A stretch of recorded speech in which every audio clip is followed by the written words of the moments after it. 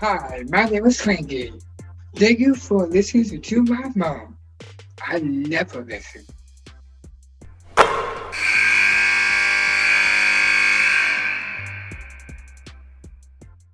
All right, now Fordham, they got this head coach. Her name is Bridgette Mitchell, and man, she was a baller. And now she's turned into this great IQ coach, and she's on nothing but net. Thank you, Bridgette, for being with us. Thanks for having me. I'm excited to be here. Yeah, so break it down for us a little bit. Your first year, how's it going? What have you really enjoyed about coaching this team? Yeah, our first year, as everyone experiences, it's a challenge putting together a new team. Right, you have players that you inherited, players from the transfer portal, true freshmen. So we have a lot of personalities that are meshing. We're at that point in the season where we're getting along really well and trying to convert those to wins. And so it's been good. I'd say the most exciting part for this season thus far. Um, I'd say our Kids Day game, having all of those, and we won, so that's always nice. But we had over 3,000 elementary school kids at our St. Bonaventure home game. And one, right, it's inspiring because you remember back when you were able to go to college events and to see people play. And then two, just the atmosphere. Our gym is really historic. And so the acoustics in there and how loud it got, it was awesome. Who on the team matches your energy? Because you had it as a player, and you certainly have it as a head coach. Yeah, I definitely say Matilda Flood. She matches my energy. The grit and toughness that I had on defense of just like I will guard anybody and everybody. Bring it. And you did have that attitude as a player. I remember that when you were playing at Duke. What do you think you've learned from Duke that has helped you manage what you're managing as a head coach now? Yeah, I definitely say the biggest piece was managing personalities, right? Like when you're on a team and you're a captain, you got to be able to connect with everybody, right? There's some people that, maybe you'll be able to pass her on to a co-captain or something like that, right? On a number of teams. But at Duke, you had to be able to get along and really get to know each and every one of your teammates. And I'm experiencing that as a head coach, right? I have a staff of 7 people, and then I have a team of 13 players. And so to be able to connect with each and every individual has been something that I really taken pride in being able to do. But it's also been a challenge of getting the best out of everyone and in those moments. What are some of the things that people may not know about how tough the A10 has been? I mean, it's a competitive race. The teams are good. The coaching is good. What are some things that you're learning about the league that, will benefit you next year when you're playing in the league? Definitely.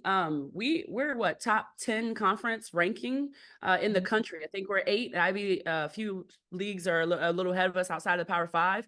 But I think that the biggest thing is the size, right? Like when you're going up against 6'3", there's only, I want to say, and I could be wrong in terms of the number, but about a hand, like 7 to 8 small guards in our league. Everyone else is like 5'9" and up, right? So you're competing against length.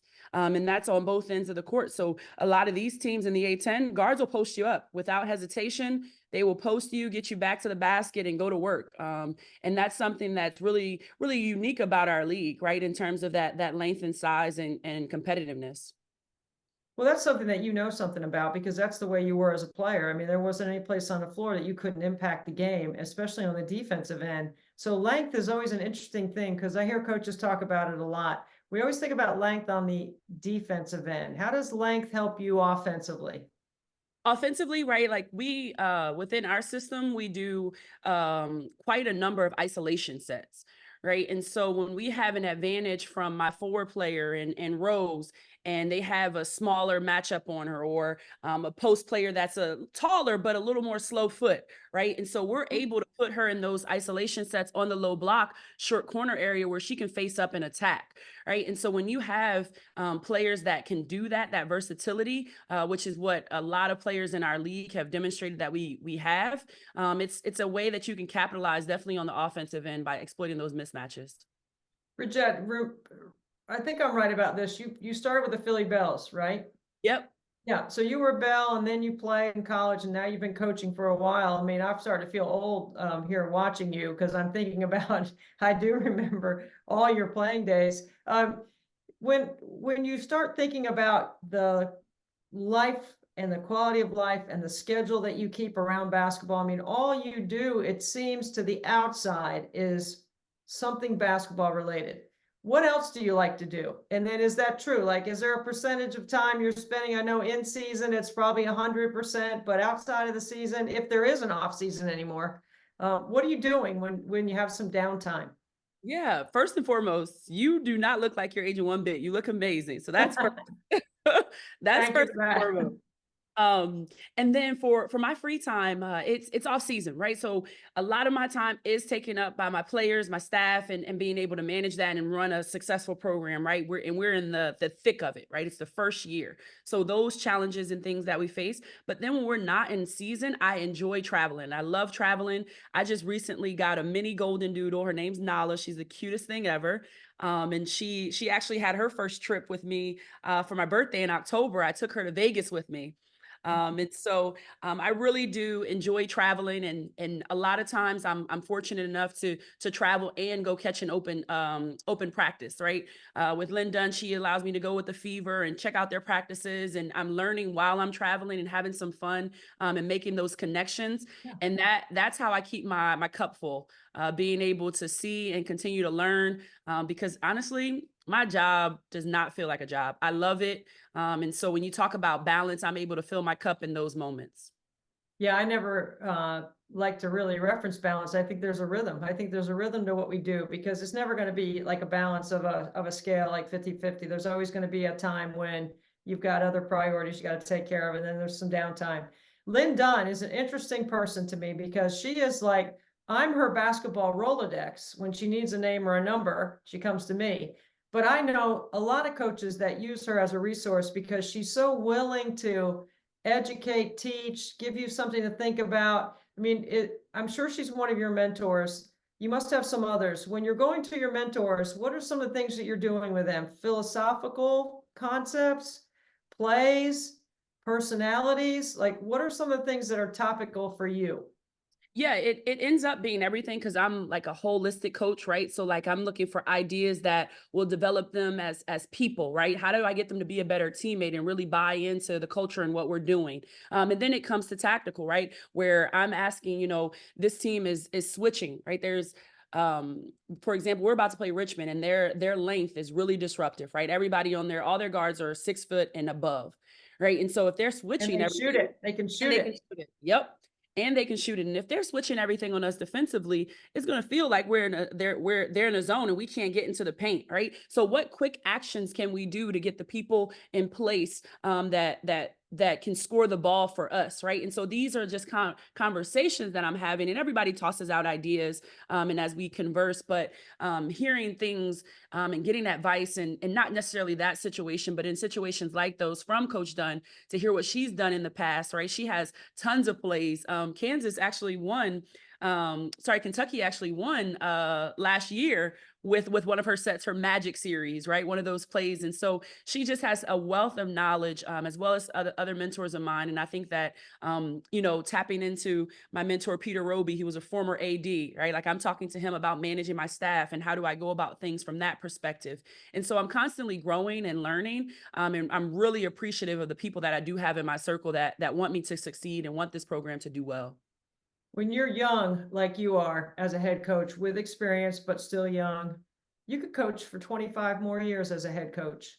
When you start looking at the down the road, a wider vision, what, do you have an end game in mind?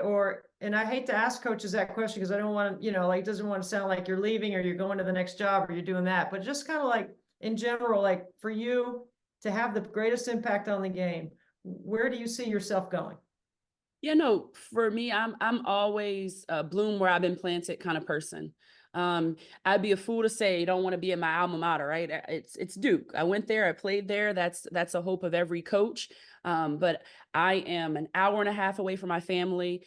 We have elite academics, the resources and things from charter flights and everything we could possibly need here at Fordham, and that proximity to home, I cannot complain. This is a place that I'm really looking forward to getting this program off the ground, and taking it to new heights, right? There's been success at Fordham. The previous coaches before me are the reason that the job was admirable, right? I'm like, ooh, this is okay, this is appealing, right? And so they laid down that foundation and demonstrated that you can win championships here. And that's what I want to be a part of. That's what I want to lead, and that's what I want to do.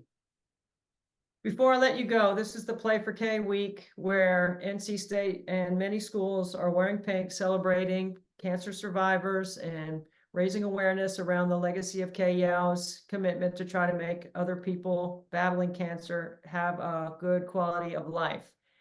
As a player who played against NC State, it was familiar and all of that. Do you have a story or something you'd like to share, or your own personal experience about someone that you play for? Yeah. When I was in college, we actually had the opportunity to go to the funeral. We had a few of my close friends that were McDonald's All-Americans with me that played for NC State. So Amber White, Nikita Grantrell. Nikita was from Georgia, down in Atlanta, and Amber actually played with me in the Philly Bells, and she was from Pennsylvania area. And so it was always one of those things, like when you live in North Carolina and you're on those sports team, you guys, like, we're all competitive. We wanted to kick everybody's butt and go head to head. But in moments like that, you remember that there's like a bigger picture and there's a greater story and a greater cause for doing what we love. And so to bring awareness to that every year is really an opportunity that we look forward to taking advantage of. Our Think Pink game is February 21st. So we're really looking forward to that, helping out with the proceeds and doing what we can. So I would definitely say my opportunities to play against Amber and Nikita and laugh with them and have good times, but also win, kick their butts. That is great. That's great. I did not know that the Duke team went to the funeral. Yeah.